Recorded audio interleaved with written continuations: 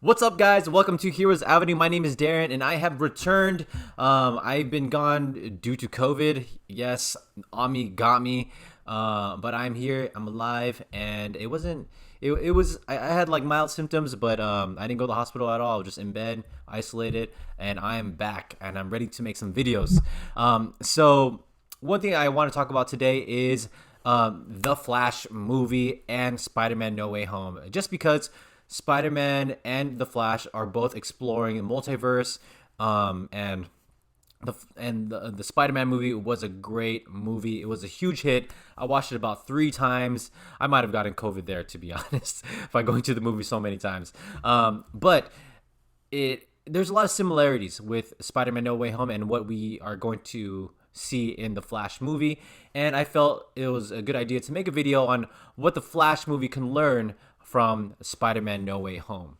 All right, so I'm gonna do a short list here, and if you guys want to add to my list, let me know in the comments below, and don't forget to subscribe and like this video. All right, so the first thing that the Flash movie can learn from watching Spider-Man: No Way Home is a big one: is great, terrifying villains. So it's no secret that there's a bunch of villains in Spider-Man: No Way Home, and one that stood out the most to me is Willem Dafoe's Green Goblin's return. And boy, oh boy, Willem Dafoe, he knocked it out of the park. He was even better than what we saw in Tobey Maguire's movie, and he was terrifying. He was unpredictable. He was brutally strong. And he reminded me so much like the Joker, and I think we can all agree with that aspect of his character, and the way he played it was so different, and I loved every bit of it. And we do know that that Green Goblin is basically Spider-Man's Joker to his Batman, and the Flash movie is expected to involve the Reverse Flash, and the Reverse Flash, he needs to be just as terrifying as Green Goblin's version in Spider-Man: No Way Home. And we did see a glimpse of what, like, we have seen a live version of Reverse Flash in the CW show, and with Harrison Wells was Harrison Wells. And although that is a great interpretation of Reverse Flash, I feel like since the Flash is going to be a movie, and we're gonna see Reverse Flash again in the big screen, they need to take it to another level. They need to make him menacing. They need to make him be vicious, unpredictable, because the Reverse Flash, he is the reason why Barry Allen's mother is dead. He is the one that murdered her and framed Barry Allen's dad for the murder of Barry Allen's mom. So I have all my faith in the Flash team. Considering Andy Muschietti coming from the It franchise, I 100% have confidence that he's going to knock it out. He's going to make him terrifying. He's going to make him scary. And it's also, it's also rumored that the Reverse Flash was in the Flash teaser, with that second Barry Allen that we see in the trailer. That is supposedly going to be Reverse Flash.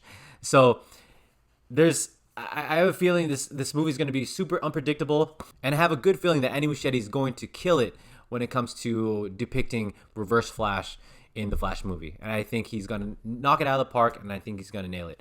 But yeah, that's number one, is a great, terrifying villain. All right, so number two is no superhero appearance wasted. So in Spider-Man: No Way Home, obviously, no, spoiler alert, Tobey Maguire and Andrew Garfield appear in this movie. I mean, that's all over internet. It's everywhere on my Instagram. So we also see Daredevil as well. But excluding Daredevil's appearance, Andrew Garfield and Tobey Maguire's appearance was not wasted at all. They both had very pivotal roles in the movie and in the relationship with Tom Holland's Peter's goal, right? And we could say that maybe Tom Holland, maybe he didn't need Tobey Maguire and Andrew Garfield in the movie to achieve the goal, right? I'm sure the movie would have been great. It still would have been success. But having Andrew Garfield and Tobey Maguire took it to another level and elevated the story. They were there to boost his confidence, They were there to help him with, create the antidote to cure the villains, and so on and so forth. Right, the list goes on, and how essential they were to the story. And also, it was a great fan service as well. And their cameo was not wasted, and that's something that that the CW did wrong when it came to the crossover event, that brought in all the previous superheroes and all these crazy cameos. I think it was the Infinite Earths crossover. That was so many wasted cameos that had nothing to do with the story. It was all just small cameo appearances. And Spider-Man No Way Home did not do that. Besides Daredevil. Daredevil was a complete fan service cameo, but it got everyone riled up, and I was going crazy in the theater just for those, small seconds that he was on screen. But we cannot deny that Tobey Maguire and Andrew Garfield's appearance was not wasted. In the Flash movie, we're expected to see Ben Affleck return as Batman, Michael Keaton return as Batman, and then we have Sasha Calle as Supergirl, and then we have Michael Shannon return as Zod, and Feora as well.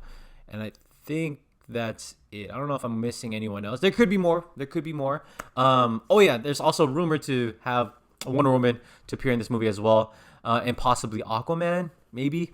And so there's a lot of characters in here. A lot of superheroes are going to be in here, and they should not be wasted. They cannot be wasted at all. It is said that Ben Affleck's Batman is going to be training the Flash and possibly give him his new suit. And then you have obviously Supergirl is going to play a big role in this as well, so her character is not going to be wasted. Michael Keaton's role, I'm not quite sure what his role is for Batman, but I'm sure he's going to play a big role in here as well. Wonder Woman's character, I don't know what she's going to do, and I'm afraid her and Aquaman's character is going to be really wasted. I feel like they're just going to show up for a few minutes and not really play a pivotal role. Maybe they'll be at the very end of the movie to show that, like, hey, this is a new Justice League has formed. I don't know. And we know that. So in the movie of the Flash is supposed to go back in time as well, to the time when Zod invaded Earth, and so it makes sense for Zod and Feora to show up. So I hope that their appearance in the movie and the screen time that they have with the Flash is not wasted. I hope it's magical, and I hope it's just as good as seeing Michael Keaton on screen. Probably not as good, because I think that's going to be an epic moment, but I hope it's not wasted as well. And so number 2, the Flash team needs to learn to not waste any superhero appearances in the Flash. All right, so number 3 is don't overcomplicate the plot. Spider-Man No Way Home could have easily been complicated, right? And it could have easily confused the audience, but no, the audience stuck around. They know exactly how the plot was, and I think the goal was pretty simple enough for everyone to follow. The movie starts off, with Peter not getting accepted to college, and so he goes to Doctor Strange to make a wish and causes a fracture in the multiverse where the villains and some of the heroes come into the MCU, and so Peter has to find a way to cure them. So when the villains go back to their world, they're not dead anymore. And so this could have easily been complicated, but they kept it simple. They kept it grounded, and I think the audience were in for the ride, and they followed along very well.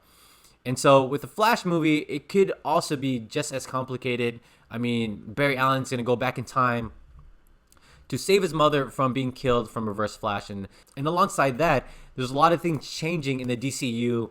The DCU is going to have a new Batman with Michael Keaton, and then we have Ben Affleck's Batman is walking out as the main Batman of the DCU. So there's a lot of things are changing, and then we're going to have a different set of Justice League at the very end of the movie. So this movie could easily be complicated and confusing for the audience to follow. And so as long as they keep it grounded and simple, you're not going to lose us. We're going to be in it for the ride. So if you're still with me, for number 4, the final thing on my list is to have heart.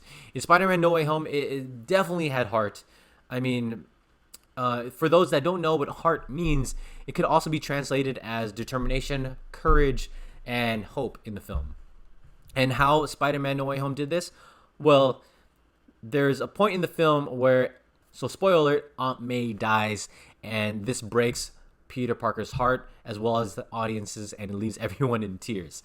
And Peter Parker, he feels to blame because he put everyone, his family, his friends at risk because he's trying to cure the villains, so when they go back to their world, they're not dead anymore, or they're cured from their evilness, and it's gonna leave them to not be perished from when they go back to their world. So by the time Aunt May dies, Peter Parker feels like she's there to blame because she was killed by Green Goblin. And the other Spider-Man, Tobey Maguire and Andrew Garfield, remind him that she did not die for no reason, and that he needs to continue on with hope, and to hope for a better future, and to believe that people can change, and to believe that people can be saved, no matter how terrifying and how evil someone can be. And so, this pushes Peter to be better and to continue on with the goal. And he goes on and cures all the villains and sends them back to the Earth, to where they are cured again, and most likely they are saved from being killed. And so that was a lot to talk about. that was a mouthful of words. But the Flash movie, I have no doubt that this movie is going to have a lot of heart. I mean, this movie is surrounded by death of Barry Allen's mother. I mean, the scenes that we see in CW, like CW basically has done this already, where Barry goes again back in time to save his mother from dying, and it's always a tearful moment. It's always a special moment, and it always gets me every time. I'm always tearing up, and it's always, it always gets to a point where, Barry Allen is, he's fighting so hard to save his mother from dying, and at the very end of it, he has to accept his mother's fate, and he has to accept that he's going to have to lose her at the end of the day. And the part where he has to accept it is really tragic, and it's really, it really tells the audience that you can't change fate. You have to accept the loss of our loved ones, no matter how hard it is, no matter how much you want to change the past, the future. You're gonna have to accept the fact that you're gonna lose someone very close to you, and it always hits me in a sensitive spot every time. And I'm sure we're gonna see that on screen with Barry Allen, and I'm sure the Flash team is gonna kill it. It's gonna execute it, and this movie is gonna be super successful because of it. And so that's something that I feel like, this list that I just provided you guys is a small list, but I feel like I hit big moments in the Spider-Man No Way Home that the Flash movie team can learn from just watching it. And so I'm sure a lot of people are going to do a lot of comparisons because, Spider-Man No Way Home involves a multiverse. The Flash movie is going to involve more multiverses as well. And so a lot of similarities. And so I felt like a list like this is inevitable. I don't know if anyone has made one yet, but I'm here to make one for you guys. And so if this made sense, let me know in the comments below. If you guys want to add anything to it, let me know in the comments below as well. And don't forget to like, subscribe, and I'll see you guys again. Peace.